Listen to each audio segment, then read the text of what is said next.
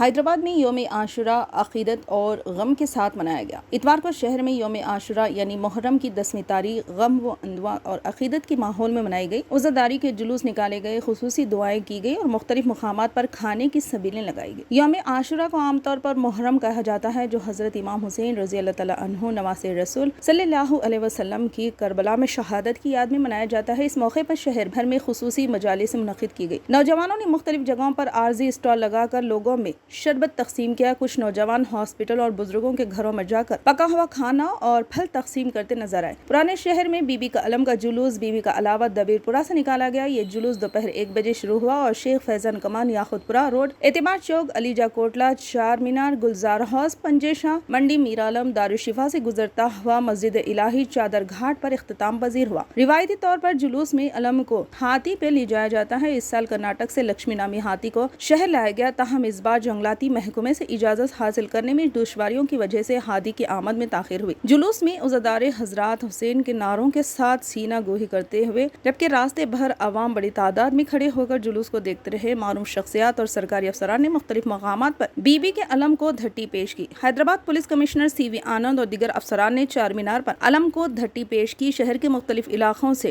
چھوٹے جلوس بھی مرکزی جلوس میں شامل ہوئے۔ پولیس نے پرامن جلوس کے انعقاد کے لیے سخت حفاظتی انتظامات کیے تھے۔